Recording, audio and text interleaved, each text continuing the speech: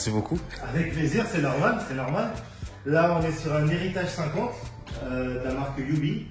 On est sur un véhicule qui est vraiment très intéressant en rapport prix et autonomie plutôt. On a une autonomie qui va jusqu'à 100 km d'autonomie. Après, ça dépend comment tu roules, bien entendu. Si tu vas trop dans le gaz, ça consomme. Par contre, voilà, là on a une recharge qui va te coûter à peu près 60 centimes ou 80 centimes pour faire 100 km. On est en équivalent 50, donc tu es bridé dans les 50 km/h. Tu as une batterie amovible, je vais te la montrer directement. Hop. Donc là tu as le chargeur pour charger directement en prise domestique 220 volts avec l'embout vraiment classique. Hop. Et la batterie elle se trouve ici. Ça marche, ça marche super. Et là tu as vraiment de quoi te promener tranquille. Tu peux prendre une personne derrière toi aussi parce que tu as 3000 watts. 3000 watts ça marche quand même pas mal. Donc au moins tu es confortable par rapport à la puissance. Tu sais que tu peux récupérer derrière quelqu'un derrière toi plutôt. Et la couleur, moi perso j'aime bien cette couleur. Moi aussi, d'ailleurs je me suis dit je vais partir sur cette couleur directement. Parce que j'en ai eu des scooters et c'est tout en noir. Ouais. Et je me suis dit faut que je change en fait. Dans l'électrique maintenant, c'est pour ça, je sais pas si tu vois, on n'a pas trop de grosses couleurs, mais par exemple là tu vois j'ai l'orange. Maintenant dans l'électrique il faut oser. Ouais. Faut oser un peu, c'est des nouveautés, voilà, ça sort de l'ordinaire. Et ça fait plaisir de voir des couleurs qui sont un peu plus vives, un peu plus voyants aussi. C'est ça. Là, j'ai pareil sur une autre marque, j'ai 10 couleurs sur la marque Kill Green. Donc, vraiment, voilà, on a du bleu, du orange, du rouge. Faut oser. C'est la nouvelle tendance, faut oser, faut y aller. Moi, j'aime la différence, donc c'est parfait. Voilà, exactement. Bon, par contre, la différence, elle n'est pas très loin. Ouais. Mais voilà, c'est pas grave. Ok, ça marche. Voilà. Merci beaucoup. Je t'en prie, avec grand plaisir. On a un peu tout dit en termes de caractéristiques. Voilà, il y a le port USB également. Ah super, c'est ça que je voulais demander. Je savais pas, parce que je me suis dit, s'il y a ça, c'est super. Qui est à l'intérieur. Ok, ça marche. Voilà. Super. Et là, ici, hop. Voilà, là tu as de quoi mettre un petit sac ou quelque chose quand tu te balades. Ça marche. Et là, tu as un scoot qui est carré, hein. Franchement il est top. Elle fait beaucoup penser au Vespa. Ouais. Après, c'est ce qui m'a attiré. Voilà, il s'est fait un peu devancer par rapport à Vespa, parce que Vespa a mis un peu trop de temps pour se mettre à l'électrique. Ouais. Après, il y a certaines marques qui ont été intelligents, ils se sont pris en avance. Bon, faut avoir du flair. Voilà, faut avoir du flair et le truc c'est que ça reste quand même, il y a quelques petites différences. C'est là où ils n'ont pas exactement le droit de faire exactement la même chose que le Vespa. Mais voilà, il y a le feu qui va être rond, carré, sur d'autres. Voilà, il y a quelques petites différences, mais c'est vrai que ça ressemble beaucoup. Ça ressemble beaucoup. Ça marche. En tout cas, de base, moi, je comptais pas du tout prendre celui-ci. Je sais plus quel modèle je voulais prendre. Et du coup, quand je ressemble aussi, mais qui est un peu différent. Je crois, je sais plus. Et du coup, comme sur celui-là peut-être. On peut voir. Non, même pas. C'était plutôt un new. Ouais, j'étais parti sur un new. Et du coup, tu m'as appelé. Je crois que c'est toi qui m'as appelé. Exact, ouais. Et tu m'as conseillé le héritage. Et ce qui m'a plu, c'est les 100 km en fait. 100 km au lieu de 45, en sachant que moi, je me suis dit, sur les 100 en réel, c'est 80. À peu près. Voilà. Nous, on dit 15-20% de marge d'erreur. Ouais. Comme ça, tu es tranquille.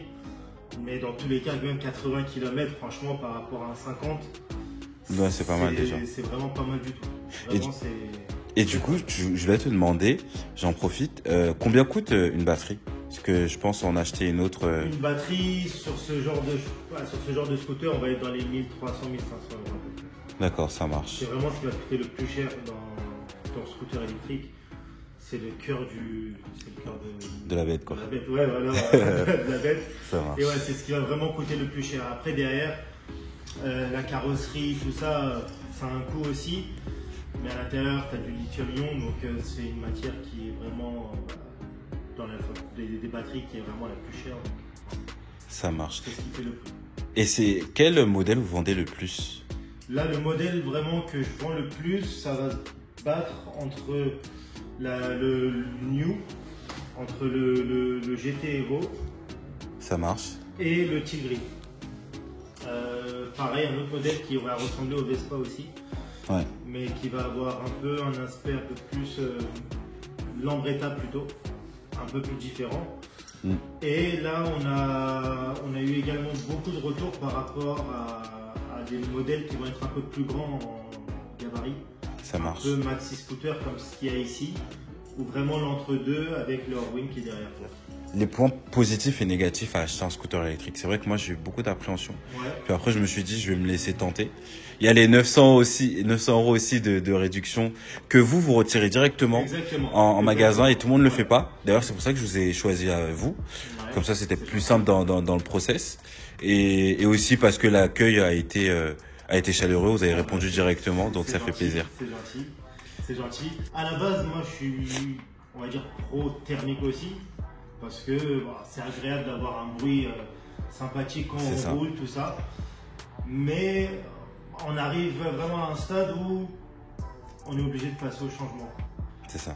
Là, en 2 roues, passer à l'électrique, ça ne te dérange pas parce que ça reste agréable, il n'y a pas de bruit. Il y a beaucoup plus de sensations que sur un scooter thermique parce que l'accélération elle est vraiment instantanée. Il y a vraiment pas mal de points où c'est plaisant, c'est agréable. Voilà. Le soir, tu sais que tu habites dans une cour ou une résidence, ou quoi que ce soit, voilà, tu peux aller tout doucement, te garer, tranquille, pas faire de bruit, déranger personne. Voilà. Je confirme, j'avais un runner modifié que j'avais acheté. Ouais. Et à chaque fois que je démarrais, tout le monde me disait, mais on en a marre, on en a marre. Je voulais pas que je me gare en bas de la résidence. Ouais, c'est ça en fait. Ouais. Et ouais, du coup, moi j'ai eu du mal. Je me suis dit, est-ce que je prends un runner? Parce que le mien montait à 95, 100. Et j'ai même pris 105 une fois sur le périphérique. Mais faut pas faire ça dans une descente. Ouais, surtout. Hein. C'est ça. Sur une descente, une montée, faut pas faire ça du tout. J'ai aussi eu la Duathlon Thunder, la trottinette électrique qui monte à 80 là. Ouais. Donc je me suis dit pourquoi pas. Par contre celle-ci, l'accélération, j'étais fatigué à force. C'est vrai que ça part directement. Faut le garder, c'est ça. Le truc. C'est ça. C'est Bah moi je mettais un moteur à chaque fois. Je mettais pas les deux. Ouais, non. C'était compliqué. Après, l'inconvénient que je pourrais dire, après c'est personnel, ça dépend de tout le monde parce qu'il y a certaines personnes qui vont avoir un accès directement dans leur parking, garage ou quoi que ce soit pour mettre en charge directement leur scooter. Ça va être peut-être de porter la batterie. Elle fait 19 ou 20 kilos, je crois. Sur celui-là, ouais. Sur celui-là, en fait, plus on va avoir de l'ampérage, de l'autonomie, plus on va se retrouver avec une batterie qui va être un peu plus lourde. Après, honnêtement, c'est une habitude à prendre. Il faut surtout la recharger tous les jours.